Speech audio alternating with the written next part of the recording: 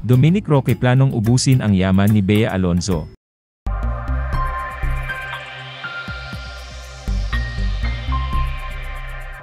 Matapos umugong ang balitang hiwalayan ni nakapuso actress Bea Alonzo at boyfriend nitong si Dominic Roque, marami ang lumabas na spekulasyon patungkol sa tinatagong dark sides at mga plano ni Boy. Sa Facebook Live ng tinaguriang pambansang Marets na si Sean Gaza, tinalakay din nito ang maingay na issue ngayon tungkol sa umano'y hiwalayan ni Bea Alonzo at Dominic Roque. Anya, pawang mga artista rin na kasama ng dalawa sa industriya ang source ng kanyang nakalap na impormasyon.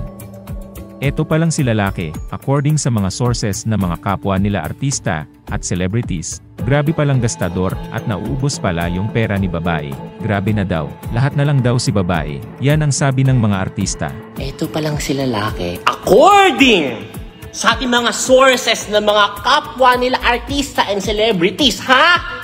Grabe palang nauubos pala yung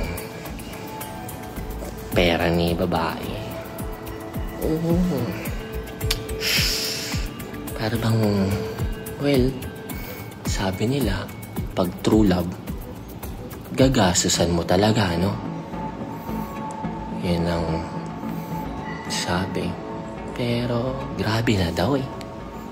Lahat na lang daw si babae.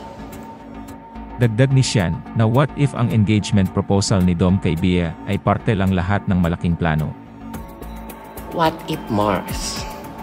What if yung pag-approach ni lalaki sa nanay ni babae na willing daw siya noon pa na pumirma ng prenup ay play lang pala?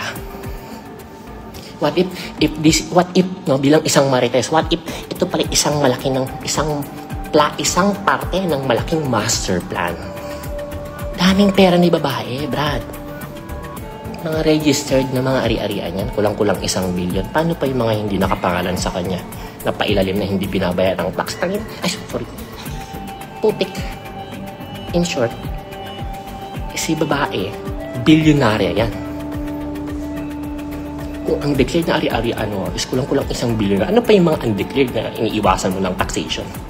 What if yung engagement at proposal ng lalaki ay parte pala ng isang malaking plano para kunin ang kalahati ng yaman ni babae? Paalala ni Sean na sa kabila ng lahat ng ito, tanging sina Bea at Dominic pa rin ang makasasagot ng totoong nangyari at nangyayari pa rin sa kanilang dalawa. Samantala, may concern umano kay Bea ay nagbigay suhestyon na paimbestigahan ang trabaho ni Dominic lalo na at engaged na ang dalawa. Ayon sa source ng showbiz columnist na si Christy Fermin, ang sabi, meron siyang business.